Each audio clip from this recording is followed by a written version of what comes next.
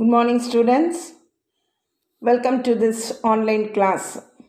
In the last class, you have studied about the multinationals, advantages and disadvantages of multinationals, and Reserve Bank of India, its origin. So, today we are going to discuss about the various types of banks. As you know, there are different types of banks. They perform different set of functions we know. Though all the types of banks deal in money, but each type of banks cater to the needs of the different sectors only, we can say. Now let us see the topics. The types of banks. Banks can be classified based on the functions of banks, based on the status given by the RBI, and based on the ownership pattern. First one is based on the functions of banks. Central bank.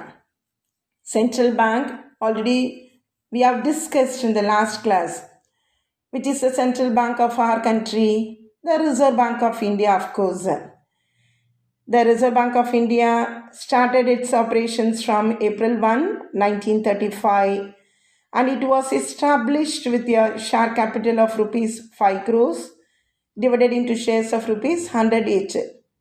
So no need to continue this explanation. Now let us see the commercial banks. These commercial banks, you have come across in the daily routine life, we can say, because usually we depend on banks only for each and every money transactions, we can say.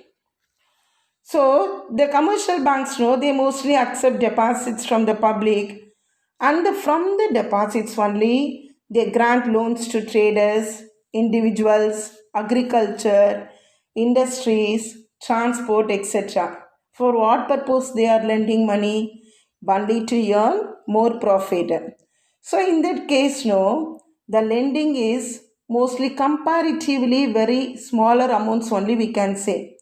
So mostly they lend only for the short and medium period. எப்பவுமே குறுகிய கால கடன் தான் கொடுப்பாங்க நம்ம சொல்லலாம். So these banks, they also provide various services like remittance of funds. Remittance of funds means transfer of funds from one account to another account or from one bank to another account, like that. And then safekeeping of valuables. Valuables means suppose we are keeping our jewelries and all in the safe custody, that is safe custody. Even documents also we can keep it safe in the bank. And then collection of checks, as you know, and issue a letter of credit. Letter of credit and all you will study in the forthcoming lessons. Okay, wow. Now this central commercial banks, they mostly operate with their head office. So they have network of branch offices which are spread throughout the country. Sometimes these commercial banks, they also give guarantees to the businessmen. So suppose even the businessman or even the industrialist, suppose they want to buy machinery on credit, so they suppose they want to apply for a big contract, means this bank, usually guarantees the businessman. Suppose in case the customer fails to pay the amount, the bank will make the payment. பணம் கட்ட முடியலன்னா கண்டிப்பாக bank என்ன பண்ணும், தன்னோட கஸ்டமர்ஸ்க்காக அவங்க பே பண்ணுவாங்க தான் சொல்லலாம். ஓகேவா? So these are the explanations about the commercial banks. Now here are the examples. Which is the largest commercial bank in India? Of course, only the State Bank of India, as we know. And then another example, Karur Vysya Bank and Standard Chartered Bank, we can say. Now let us see the development banks, second heading. Mostly huge finance are required for investment or expansion or modernization of big industries. Means suppose நிறைய முதலீடு தேவைன்னா expand பண்ணுறதாலும் இல்லை modernise பண்ணுறதா இருந்தாலும், so whatever may be, so these are granted by a separate set of banks known as development banks. So they are also called as industrial banks only, we can say. So what is the main objective of these type of banks? The main objective is not to earn profit. So what is the next aim? Their aim is to develop the country and to create more employment opportunities. கண்டிப்பா நாட்டோட வளர்ச்சிக்காக மட்டும்தான் இந்த bank செயல்படுதுன்னு சொல்லலாம். ஓகேவா? And mostly finance is provided for medium and long terms, ranging from 5 years to 20 years. Medium term means 5 years, we can say. Long term means 20 years, even 25 years also they extend credit. So these development banks, no, they do not accept deposits from the public. Public வந்து கண்டிப்பாக டெபாசிட்ஸே வாங்குறதில்ல அப்படின்னு சொல்லலாம். Mostly they subscribe to the shares and the debentures of the இண்டஸ்ட்ரீஸில் தான் முதலீடு பண்ண பார்க்கும், இல்லை கடன் பத்திரங்களாக செயல்பட பார்க்கும். So the development banks they usually provide technical and managerial consultancy services to the industrialist. For regarding these services only they are providing. And then in 1964 the Apex Bank, that is IDBI's expansion is Industrial Development Bank of India, was formed. So and it has changed into public sector commercial bank only in the year 2004. So currently this IDBI, it performs both development bank and commercial bank functions also. But the IDBI was changed into IDBI Bank Limited only in 2008. So suppose when the development bank is established only for the development of agriculture, means that banks are known as agricultural development bank னு சொல்லலாம். எதெல்லாம் agricultural பர்பஸஸ்க்காக செயல்படுதோ அதெல்லாம் நம்ம agricultural development பேங்க்னு சொல்லலாம்.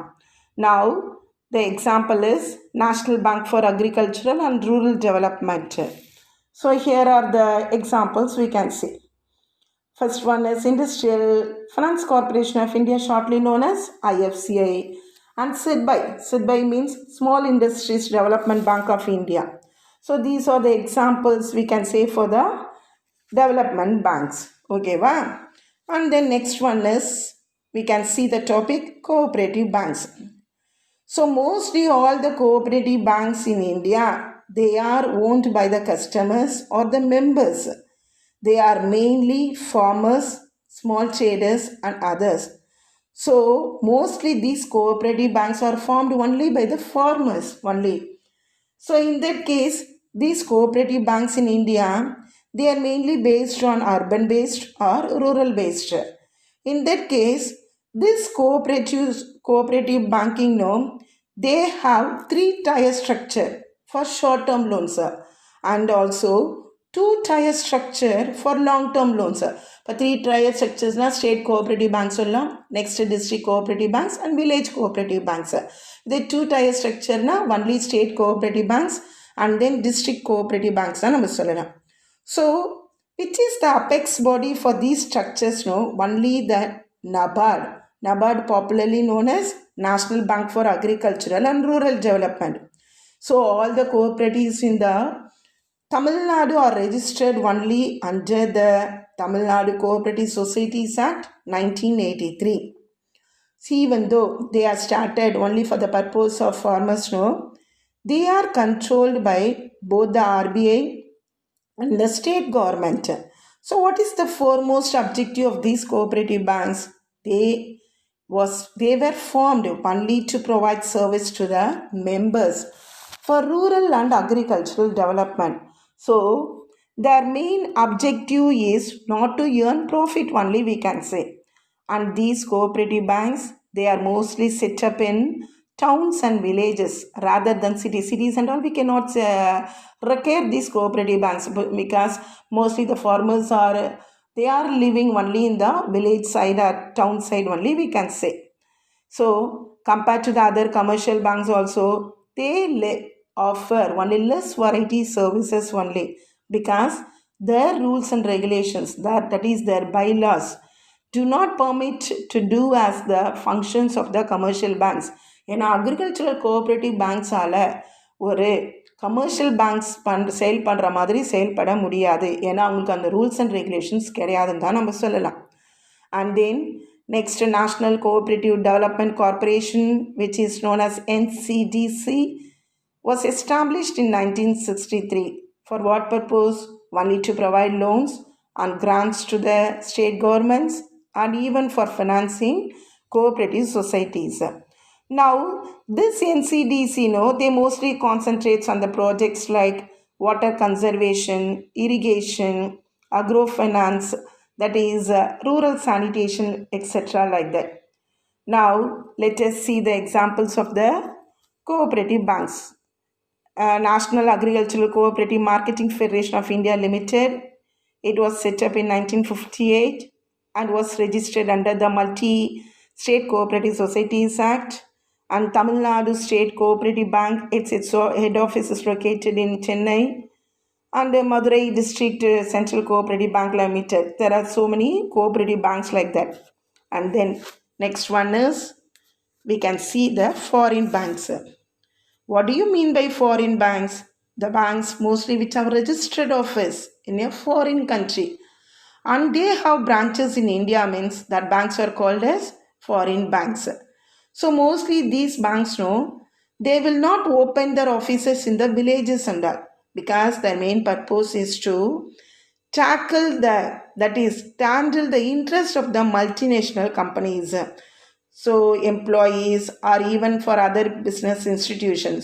So these banks, they usually open their offices in big cities and poor towns only, we can say.